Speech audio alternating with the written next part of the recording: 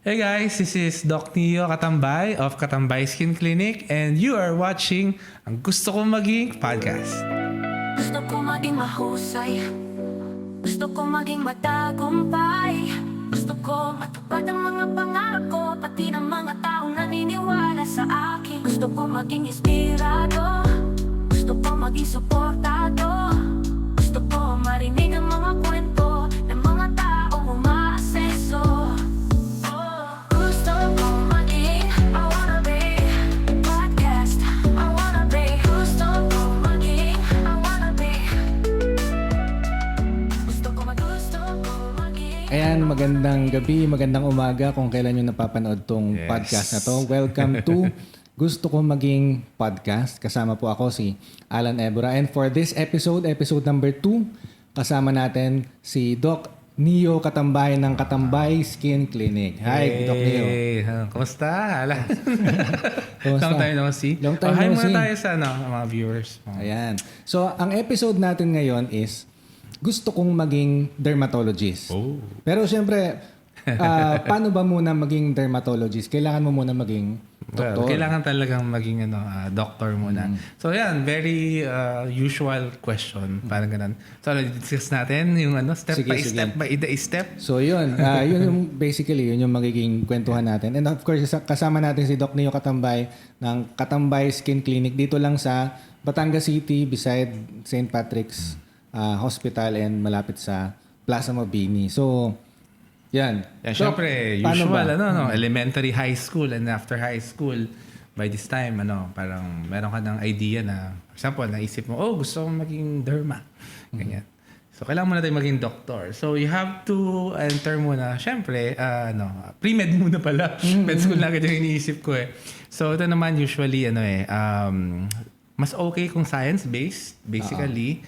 Pero parang nung time namin, kahit statistics yung course mo, tapos pwede. you want to go to medicine, mag-take ka lang ng mga additional para mga courses. Pero syempre, mas madali kung science-based. It's always a good question next is parang magandang pre-med. In your case, I took up bio just because. Kasi parang, ano ba magandang pre-med? Bio, parang ganon. And of course, factor din kung saan school ka nag-a-apply, parang ganon. So, swerte lang ako na nakapasa sa Diliman. Tapos yun yung course na natanggap ako, parang ganon. Pero looking back kasi, may advantage din kung ba nursing ka or OT or pharmacy, may kanya-kanyang strengths yun. So, yung biology kasi parang you know a little bit of everything, pero hindi masyadong kasi obviously, hindi mo naman yung plants masyado pagdating sa med school. Pero yung knowledge and base training is okay din naman. pero ibig sabihin, even before, even nung high school, gusto mo na, yun na talaga yung direction na gusto mo. Parang it's always been like that. Except nung naalala ko nung sobrang bata ako, gusto ko maging policeman. Police. Okay, Right. pero pag sabi ko policeman, hindi yung bang-bang ha. Yung Traffic? Talaga, yun yung naisip mo na gusto mong gawin. Yun talaga yung naalala ko na nung parang pre-kindergarten ako. Tapos afterwards, talaga doktor na. And notice ko na looking back, kasi di ba gamer? Parang nag-gravitate din ako towards yung mga players or heroes na, alam mo yun, parang support. Healers. Yan, mga Omni Knight, mga ganyan. Sino mga nagdodota dyan? Shoutout sa mga Dota players. Pero nung, yun nga, inclination mo is toward pagiging doktor, medicine, etc. What did you do in high school to prepare you for those courses na iti-take mo sa college? Meron Kasi, ba? nung time namin, very straightforward. Ngayon gets na. tracks, Parang may no? tracks. Parang ganun. Hindi ko pa naabutan masyado yun eh. Kumbaga, nung high school for you, parang gusto mo lang siyang gawin pero hindi ka early research yeah. na gusto ko ng science. Maggagaling ako sa science. Or Yeah. Pero obviously, science was my favorite subject din. Parang ganun. So, siguro talagang parang nabibuilt in na or natitrain na rin yung sarili. Kasi yung mga interest mo, ito, parang tip din sa mga parents or future parents. I remember sobrang laki ng impact sa akin nung ano ba to, 80s, no? Or early 90s. early 90s. Early 90s, parang ganun. Elementary natin. So, lagi kong nilulook back, sinasabi ko sa parents ko na, or sa mama ko na, yung popular science sa encyclopedia, sobrang laki ng naging impact sa akin nun. Kasi it's only 6 volumes, pero talagang, I go through them. Especially yung sa plants and animals nga. Yun talaga yung ano. Kasi meron ng mga mga astronomy, may mga physics. Pero doon ako nag-gravitate towards yung plants and animals. So, perfect din talaga. Kumbaga na-nurture yung iyong interest. Yes. So, yan. Important na support natin yung... Ipakita natin yung sa mga kids. Yung open lahat. Kumbaga, I know it's tempting na gusto mo, ako, bini-brainwash ko yung mga pamangkin ko na, kailangan nag-medicine ka, parang ganun. Pero mas okay na sila mismo yung pipili ko ano talaga yung gusto nila. Parang ganun. So, nung after high school, college na, kumbaga nung time natin, wala pang grade 11, 12, ganyan. Wala. Diretso. Diretsong college na. And your choice was biology. Biology na. Kasi parang yun lang ang in-applyan ko. Hindi, nag-apply ako sa Ateneo, pero parang English studies ata ako. Parang hindi naman lang kinalaman. Pero syempre, rin yun factors din yun kung anong mga school yung Kasi, di ba, pag nakapasa ka sa UP, doon ka na. Parang ganon. Unang-una sa lahat, mura. Mura, oo. Nung time na yun. So, dati hindi pa libre, no? May tuition pa rin before. I Pero think I pay mga around 6 to 12,000. Hindi, naabot ko na yung per unit. Yeah. Tama. Per unit. So yun, biology. And then after biology, yun yung pre-med mo. Pre-med yun. Tapos, syempre may NMAT. Tama ba? National Medical Admissions Test. Ayun. Tapos, yun. Kailangan mo nang ipasa yun. Kasi factor din yung grade mo doon kung parang bragging right mo yun sa ina-applyan mo kung tatanggapin ka or hindi. Tapos, ako, ang choice ko is, of course, PG pa rin ang first choice. Ano yung PG? Pero, UP-PGH. PGH. Kasi syempre, galing ako UP Diliman, di ba? Pero, hindi para sa akin. Parang gano'n. I got yung second choice, which is UST. Which happens to be, parang looking back na sobrang happy ako and nag-enjoy ako dun sa UST. Kasi strong din ang medical, naman, super. Oo. Ang masakit lang sa bulsa. Oo. Kasi sanay sa sa Diliman, tapos biglang may mega tuition. Nag-Diliman ka pala, pero hindi ka nagbatangan, UP Batangan. Hindi. Hindi ka Tamad ako ibang mag-org. oo. Oo. Nung org ko nung sa UP ay College org. PMS. Pre-Med Pre-Medical Society. Society. So yun, kaya important din i-mention kasi if ever meron tayong mga listeners na college, di ba? Na it's important na i-immerse nila yung sarili sa extracurricular activities as well. Parang ganun. Ayan, so tama, nabanggit mo, may organization na is connected directly to your future line of work. Oo. Never thought How did it help? While you were studying and then after nung nasa UP ako, parang it helped a lot in many aspects. Pero to be honest, hindi directly into medical school. Parang kasi Character building, yung ganun siya. PMS kasi parang mix din siya. Hindi lahat pre-med talaga. So, more of, character building. Yes, sa character building. Yeah. Kasi parang na rin parang confront na rin yung dating ng yun naman. So, Kumbaga yun yung culture ng orgs doon ko before. na-experience yung yung psychotic, hindi na psychotic, breakdown.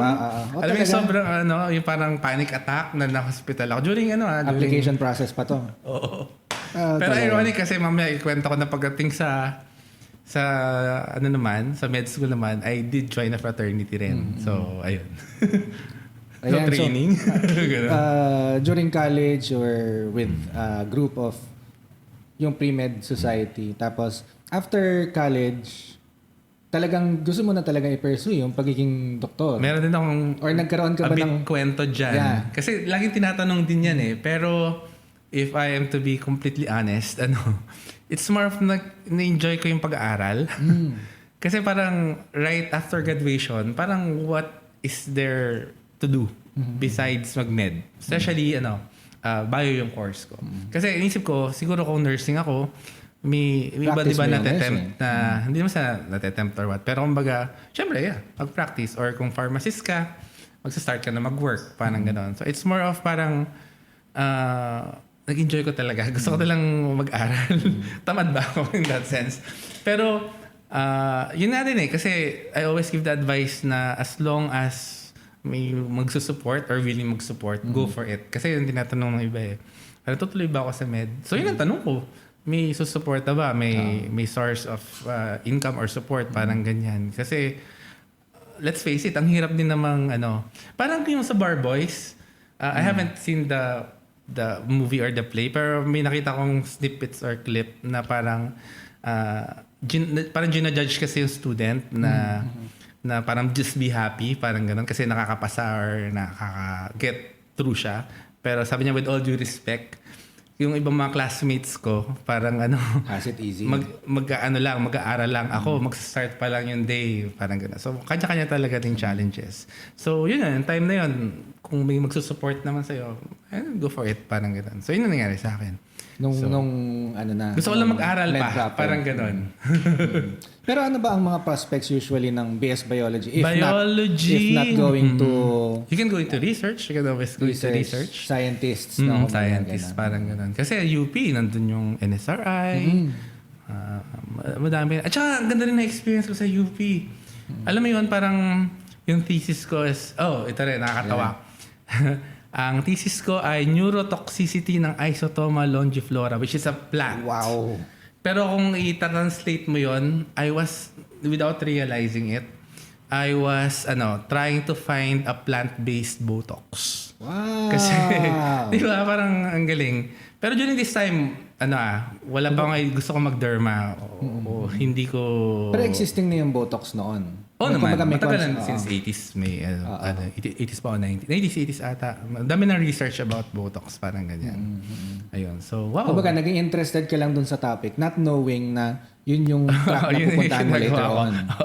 So, guys, kung meron sa inyong internet, yung study ko is, nasa archive ba yun or published naman? Kasi parang parang may nag-alert sa akin na may nagsasite, parang gano'n. Sa Google Scholar, gano'n. Nakalimutan ko kung anong... Pero kumbaga, ikaw mismo nag-submit ka for publishing. Yung yung advisor. Advisor, parang gano'n. Galing. Ayun. So, saya. Ayun. So, tapos di ba parang naalala ko, nag-extract. Sorry. Nag-extract ako ng nung plant mismo. Tapos, nag-ano ako ng frog. Tapos sineset up ko yung frog, tapos chinecheck ko yung plant extract. So wala lang, ang sarap. Ngayon wala ulit naalala, so ang sarap balikan. In fact, bago ng IB hindi pa ako nakapunta sa bagong IB. IB. Institute of Biology. Wow. So, baka siguro ang makapasyal tayo. biology dati ay nasa... Pub 4. Pub 4. May kasaa. Malapit sa Sorry nag-reminis ako bigla. Kasi naalala ko talaga yung kasaa. After biology and then med school. Med school. So, pagpasok ba ng med school ay parang general track ba siya or paano siya nangyayari? Funny na naman. Laging kakaiba yung mga experience ko. Kasi yung time namin, yung nauso yung PBL or problem-based learning. So let's just say na may traditional way of teaching. Suddenly, binaliktad nila lahat. Ginawa nilang problem-based learning. So ang difference is, anong tawag dito? Dati kasi parang medyo spoon-fed, I don't wanna use that term. Pero kung may teacher, ituturo, classroom settings. Sa amin hindi. So small groups, pero lahat ng subjects ganun. So in short, marami kaming time for ourselves. So since galing ako UP, medyo naka-adapt ako kasi sanay ako sa ganun. Yung parang bahala kayo sa buhay nyo. A-attend lang yung professor, bahala kayo sa buhay nyo.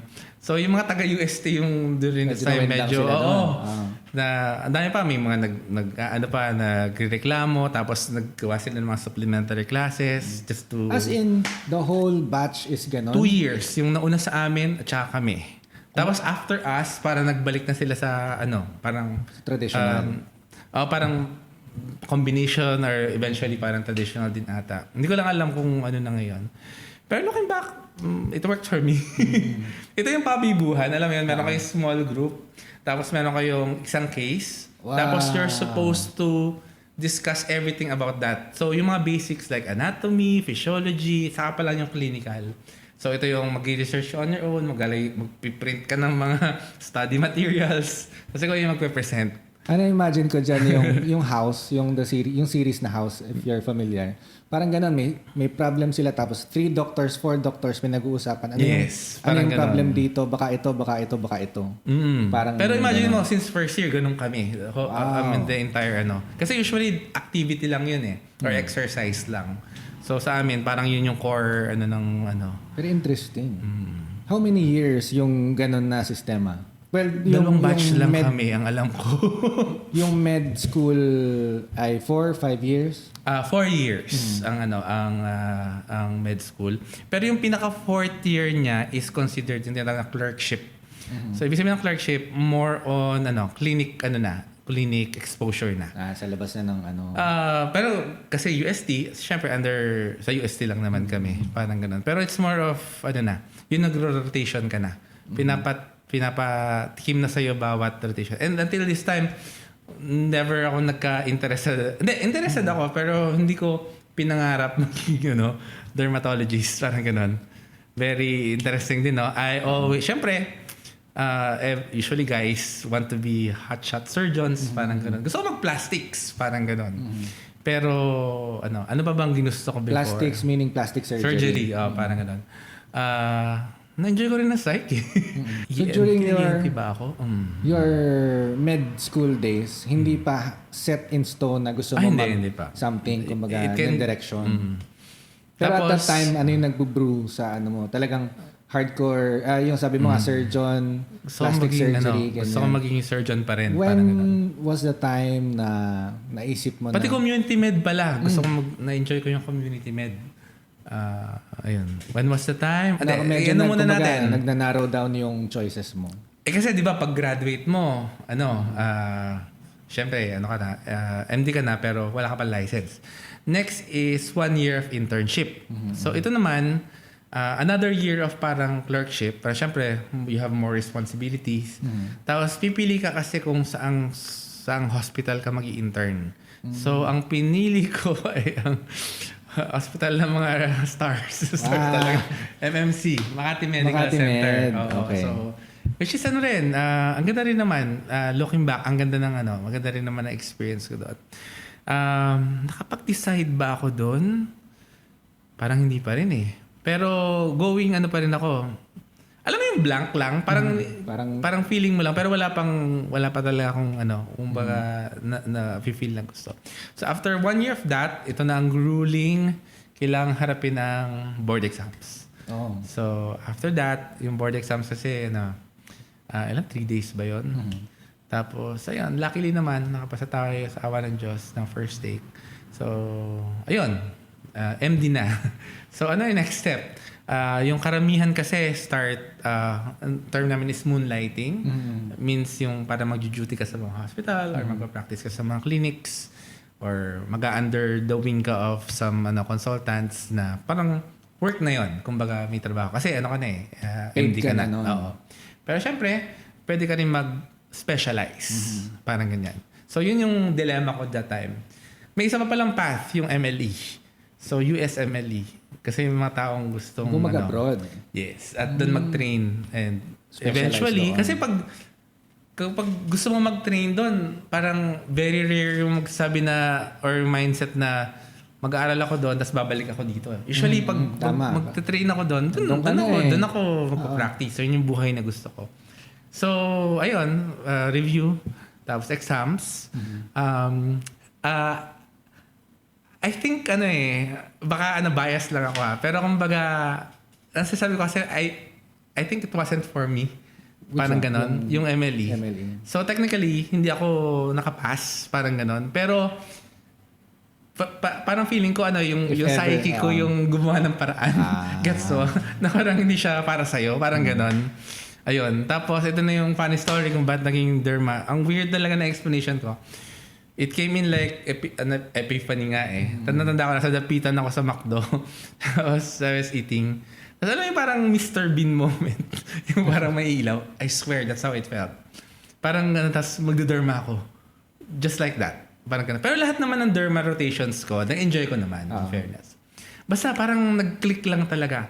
Tapos dali-dali, during that time, I think there were only 11, kumbaga, accredited. Yun kasi mga more than 17 ata or 15 parang in the Philippines. In the Philippines. Padami institution, which is good kasi kasi may kakulangan naman din talaga ng mga specialties. So, anong tawag dito? Ayun, nagtingin agad ako ng mga options ko. Tapos, yung agad na nakita ko is the one that I like. Kasi karamihan, is close na nung time na yon. Kasi di ba may season din of application, etc. So close na lahat except one. Tapos yung one na yun yung gusto ko. Tapos, Sakto. oo, sakto. Sabi ko na kung bakit ko nagustuhan during that time. Kasi walang duty. Parang gano'n. Walang? Parang walang duty. Duty means yung parang may 24 hours na nagsistay ka sa depende, hospital. Walang gano'n sa program. So parang sabi ko, tumawag ako. Tapos, open pa. So nag-apply ako, syempre. And then, yung nakakatawa yung interview Kasi parang pagpasok ko, we call them mga diwata. Kasi imagine nyo, there di ba, ibig sabihin, lahat ng, mga pretty fresh graduates, tapos nakaupo sila lahat doon. Tapos pag-isip ko, tama ba itong pinapasok ko? And plus you. Kasi I'm a Parang guy, ganun, tapos I'm bald, parang out. ganyan. Parang stand out. Sabi ko, siguro, kumbaga may chance, parang gano'n.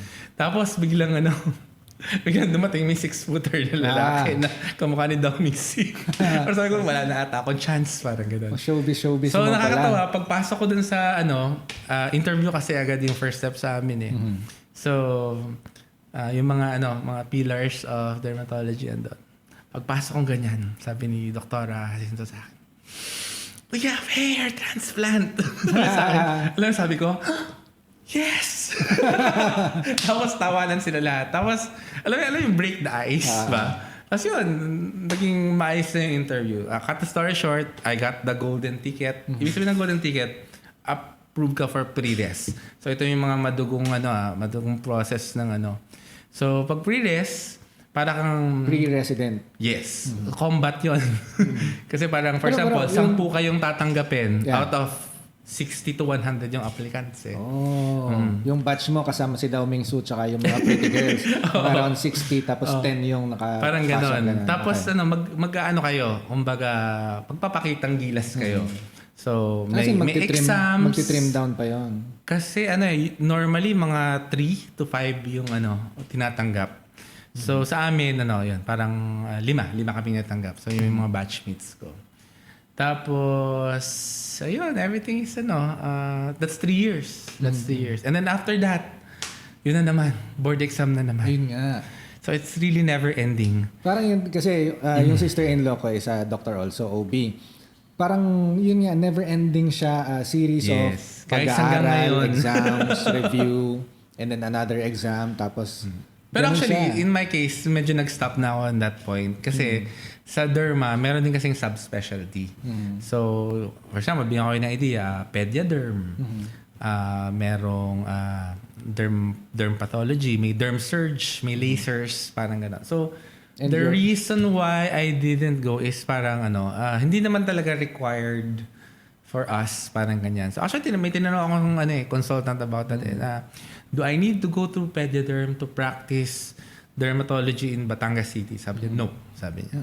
All in the box, sabi niya. Pero I'm not saying na it's calling din talaga yun. And for example, for now, pag meron ako mga cases, nag-refer pa rin ako sa pediaderm, parang ganon. Kumbaga, yung Pero mga kung walang specialist pressure for dermatologists na mag-specialty. Unlike, for example, internal medicine. Kasi pag diba, doctor ka, tapos nag-internal medicine ka, parang andun ka na Gusto mo na mag-cardio, gets or endo, parang ganon. So yun yung highly subspecialty. specific na tapos doon ka na mag-specialize. Pero sa derma kasi parang hindi ko ma-feel na kailangan, I can still see pedia patients, I can still do lasers, I can do surgery. So, so yun yung reason. Tapos, pero never ending pa rin naman. Kasi like, we have CMEs, yung continuous medical education, tapos, once, siguro mga a year or 2 times, we choose to attend mga conferences and conventions. And we pick na magdadagdag sa skills namin. After nung PRES, ano yun? Residency na. Residency na. Tapos Tapos- board exam ulit. Oo. So ka na? Kumbaga board certified dermatologist, Dermatologist ka na. Which So, is, yun na yung until now, yung kumbaga pinapractice mo na yes. siya. Kumbaga, And mga ganun. that's why, di ba may mga letters after the MD. So amin is DPDS. That means you're a diplomate of the Philippine Derma Society. Pero bukod pa yung subspec dun sa fellowship, kasi may mga fellows Pero more of sa organization naman yon. Pero diplomate pa lang ako as of now, parang ganun. Kasi nung dati, nung bata ako, kumbaga pag narinig ko derma tapos doktor, parang hindi naman nagko-connect kasi parang ang naisip ko pa dati parang naglalagay lang ng mga cream, ng mga ganun Oo, sa pampaganda, face. oo. Pampaganda, pag ganun. Pero na-realize ko rin naman na talagang mag-doktor muna sila before mag-specialize into derma. So, ang next question ko is, while you were taking all those things, meron bang mga part doon na medyo nahirapan ka? Challenges ba na made you think na, why am I still doing this? Pwede na ako mag-stop ngayon tapos okay na. Parang nakakatawa nga kasi may naalala akong natawa sa akin yung batchmates. Yung after exams, alam mo yung usually, magsusumbong ka sa nanay mo. Nangyari sa amin yung ng derma training. Hindi ko nasagot yung exam. Parang ganun. So, mga usual, like that. Nagkaroon ako ng isang major, kumbaga, sige, kwento ko muna kasi after ko derma nag-practice ako sa Manila ng 10 years. Oh. Okay. So 10 years ako doon until last year last year na realize ko na it's time to come home and start my own practice. Tapos yun nga yung nagkwento ko kanina ng isang major kumbaga setback na nangyari sa akin. Kasi pagka-open ng clinic ng July, I had a heart attack noong October. So we have to close and it was really bad na I had to undergo surgery talaga sa heart center. So I think yung pinaka-major life difficulty ko, pero thank God starting to recover. Kumbaga, nagsa-start ka pa lang, Yes. setting your roots Grabe. dito sa practice in Batangas City. Tapos may biglang ganun. Kaya nataka yung mga tao, bakit sarado na agad? Parang ganun. Tapos, pero actually, November, na ako nag-start ng mag-open para at least consultation lang naman. Ayun. October yung operation mo, November, ka na. Wow. Hindi, tama. September 25 ako inatake. October 1 ako, Nag-operate. Oo. Pero towards, Kasi mid-November, nag-start na ulit ako mag-open. Matanda ako ng ng convention namin. Nakatawa pa, may trolley pa ako. Yun yung ginagamit kong tungkod.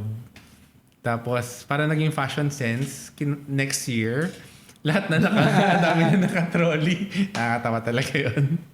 Ayun. But while you were studying, ano yung pinaka mahirap na subject or pinaka ayaw mo na, hindi naman ayaw siguro, or least favorite na topic or subject? Meron bang ganon? Or squeamish or something? Ang weird kasi I get through naman, pero anatomy pa rin yung yung, Kasi? Basta parang Mahirap siyang... Parang ka-mindset na una mahirap yung anatomy. Parang ganun. Pero ang weird kasi doktor nga dapat experts kami na anatomy.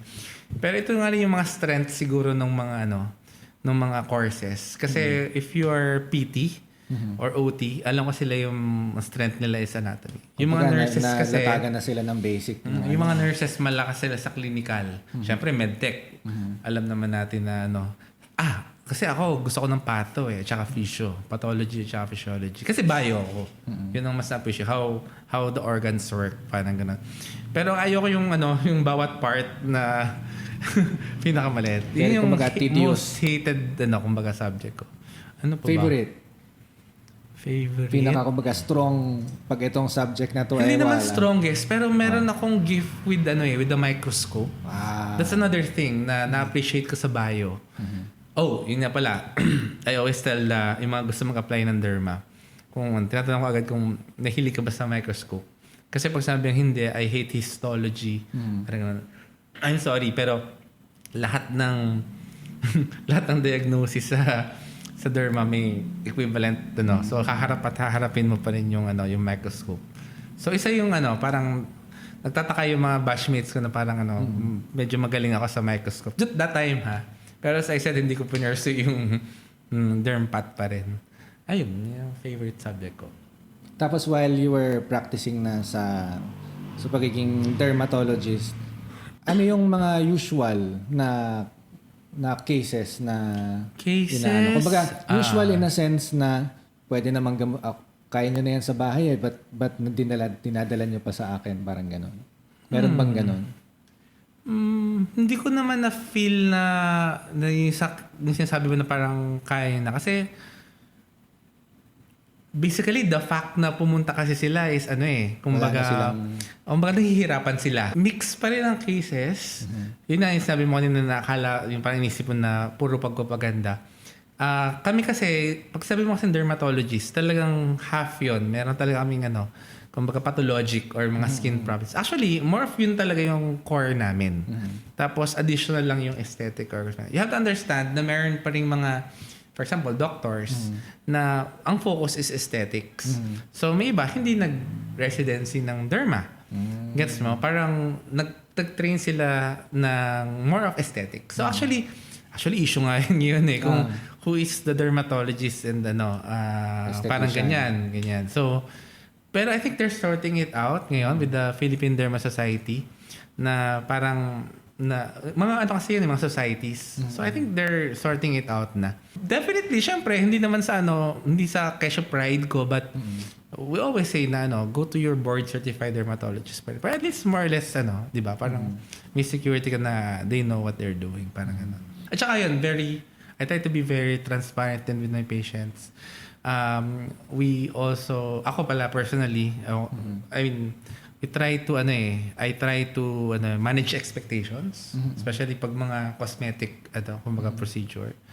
Tapos ang sa akin kasi ang view ko lagi is we make decisions together for you. Parang hindi ako yun lagi yung intro ko kahit pimple, simpleng pimpong sabi ko my style is I want you to understand what's going on versus bibigyan na lang kita ng mga gamot para gamitin. So doon mabasa ko sabi ko sa yung pagiging teacher. Teacher ko rin na parang binibiro ko yung mga patients ko na pagkatapos pwede ka na mag-exam papasado ka na parang gano'n. Pero ang downside naman nun is it takes more time. Kasi parang alam ko na darating yung point na syempre pag madaming pasyente, you have to kumbaga adjust yung mga time. Pero for now, habang relax pa naman tayo dito, talaga full full time yung binibigay ko sa mga pasyente ko. So nabanggit mo na you being a teacher, parang nagiging parang teacher ka na dun sa patients mo. Pero actually, you've been a teacher sa med school. Yes, med school ng Ateneo Med School. Pero yung ko is more of clinical. Sabi nga, I love teaching clinical. And actually, I'm open to that din Gusto ko sanang maging parang clinical exercise to ng med students dito sa Batangas City. Ako po, shout out kung may offer. Ayun. Pero ayun kasi parang I value na yung mga practical things na as in literally things na pwede mong ituro outside the classroom. Pero ito yung mga sometimes mga survival tips kumbaga as a physician and as a student, parang ganun. Yung pagtuturo mo before was sa med school general or sa med school general yon. Hindi pa sila kumbaga other than the classroom setting, meron silang clinical exposure. So nag-rotate sila sa mga hospitals. Tapos for example, may rotation sila ng derma. I was in QMMC then. So sabi ko nga sa'yo, parang 3 birds in 1 stone ako kasi yun yung day ko na for charity work kasi syempre hospital government hospital siya. I have my residents there. Tapos tinuturuan ko rin sila. Tapos bigla may darating na mga med students which I find cute. Tapos kung ano naman yung case na sa amin, parang pinapakita namin sa kanila. Tapos I guide them na kumbaga step by step na how to solve the problem. Which is well connected dun sa iyong training before. Yes. Na problem-based learning. Di ba? Ang galing. It makes sense. Kasi I bet yung mga more of traditional, gusto nila yung teaching traditional din sa classroom. Yun nga sabi ko, for me, parang ayoko na mag classroom-based na not for me lang, pero it's good din. Kailangan din ng mga students yun. So yun, speaking of students, ano yung mga usual tips mo or pwede mong maibigay sa kanila na lessons, life lessons? Kasi dahil ko sinasabi, lifelong learning yung pagdodoktor enjoy nila. Kasi ako, kung may chance, sarap talagang bumalik to study. At saka, it's time to be alive. Ang sarap ng buhay ngayon maging estudyante. Yung internet, pinapangarap lang natin yun dati. Oh my God. We had to go to the library talaga mag-research. Actually, noong time namin, meron kaming internet time. As in, pupunta kami sa mabagal na internet para mag-research. Pero ngayon, yung access na. Cellphone, yan na. Pero yun nga rin, di ba, may downside din. Yung character natin, we're built differently eh. They're generally nicer ngayon. Professors, instructors. Mas lenient, no? Yes. Kasi dati talagang boldjakan yung term namin. Totoo. Boldjakan, tapos hindi naman kami nakatikim ng mga lumilipad na mga bagay. Pero parang mga a bit generation above us, may mga ganun talaga eh. Ayun, so pero enjoy lang talaga nila. Tapos sabi ko na, I know it feels, for example, I go to the gym it's Anytime Fitness. Realization, nakakatawa na parang most of the people, or all of the people there half na my age. Pero syempre, meron din ako mga naging patient dito at parang magkakwento na parang, yung school, parang ganyan. Sabi ko, enjoy mo lang, promise. Kasi pag natapos mo yan, iba na, parang ganon. And also, tip ko rin sa mga med students pero tip ko with everyone.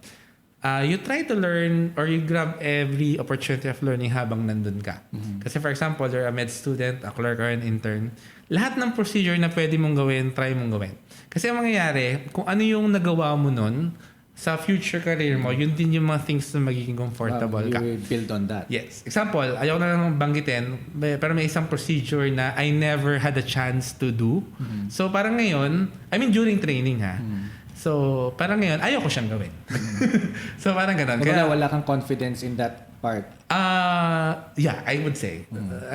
I-deny ko pa sana yung confidence issue pero it all boils down to confidence pa rin. So, kung may opportunity ka to learn a skill during formative years, do everything. Minsan nakakatamad, di ba? Ang tendency natin mga students, minsan parang umiwas sa trabaho or matapos agad. Hindi. Mas maganda. Yun ang tip ko talaga. Kasi that's the time na kapag when you make mistakes, isa pa madaling yun. i-correct. At saka So, madaming sasalo sa'yo. Yes, yung madaming sasalo. Nandito ka na sa Batangas City tapos meron pa ba mga cases na nagugulat ka? Or parang something na hindi mo pa masyado na-encounter before? Meron ba? Actually, ganun lagi yung kwento. Pag pumunta ka sa probinsya. Pero hindi pa rin sa akin masyado kasi parang city pa rin tayo Pero parang lately lang, for example, nakita ko ng EB or epidermolysis bullosa na, to be honest, parang hindi ako halos nakakita nung may training. Yun ang sinasabi ko. Okay? Although, limited na rin naman talaga yung ma-offer ko with the capacity of the clinic at saka Kasi yun yung sinasabi ko, kailangan ng mga subspecialty. So for example, yung mga pediaderm, they saw a lot of patients like that. Nung nag-train sila sa hospitals ng mga pedia. So parang ganun, nire-refer ko na lang. Pero yun, yung mga halos, wala ka namang ma-offer pa. Siyempre, inaano ko sa kanila, binibigyan ko sila ng projection, ano yung mga pwedeng mangyari, etc. Pero I'm honest, nasabi ko na, I think, parang hanggang dito lang yung kaya kong ibigay na. So I'm gonna refer you to, to a fellow doctor na mas may experience pa na. So, ano pa bang case na kakaiba? Kahit naman yung mga STI or nakakita na naman ako before. Pero, ayun, baka pwede natin i-take yung chance to educate about ayun na, yung tumataas na bilang ng STI, HIV, di ba? So, gusto ko rin maging advocate for that. So, I'm talking with yung health clinic natin dito. Social clinic. At least meron na akong alam kung saan ko sila ipapadala. Tapos reminder lang, I think we need to talk about it. Siguro in the next episode kasi tabu pa rin sa atin Lalo sa mga kabataan, kailangan natin nilang matuto to protect themselves. STI, STD, HIV. Pero, alin dito yung connected sa lahat sa derma? Sa derma. Yes, usually may skin manifestations especially yung syphilis. Kasi minsan hindi nila nakikita yung mga first signs. So bigyan na rin ako ng clue kasi informative na rin. Pag nakita kami ng rashes dito sa palms, kasi we diagnose two ways eh. Kung ano yung itsura ng rash, and pangalawa is yung location ng rash. So meron kami mga iisipan ng differentials. Pero makita ko ng rash dito sa palms, tapos may certain alam mo yun? Itsura. Parang ganun. Not to be Of judgmental. the person or the skin? No, the health. Parang ganon. So, kasi usually patong-patong yan pag atake. So, specifically yung dito, parang may high index of suspicion na kami for, yun na, yung tinatawag natin secondary syphilis. Na should be addressed. Kasi pag pinabayaan, magiging tertiary yun and could be life-threatening. Parang ganon. So, ayun, madali lang naman. Blood test lang. I try to, sabi nga, wala namang masama. Kasi siya, of course, complete history pa rin, pati sexual history. Ngayon naman, I try to be very open. And approachable, na parang pwede mo sabihin pero syempre, natural natin na di ba? Mag-deny or magsinungaling. May shame pa rin kasi na. Oo, yun ang sinasabi ko na, stigma. let's talk about it, parang ganon. Ayun, tapos it's just a simple blood test. Come to think of it, kumbaga, most of yung mga nararamdaman mga sakit, usually skin manifestation ang unang, hindi naman una siguro, pero one of the na nakikita. So, very important din talaga na as a derma, yun napapansin. Ngayon ko lang na-appreciate din, kaya sinabi mo na yung mga different branches din kasi one is occupational. Kasi ang dami naming cases ng contact dermatitis. So, ito yung mga patients ko na nagtatrabaho sa fast food na laging expose yung or mga naglalaba. Parang ganon. So, may mga environmental hazard din. Tapos, ano pa ba mga masasayang case? Siyempre, favorite ko pa rin ng pimples. Yan. Ayun. Karamihan pa rin, madami pa rin pimples. Na I try to, parang customize ba? Or I try to, cater to them. Oo.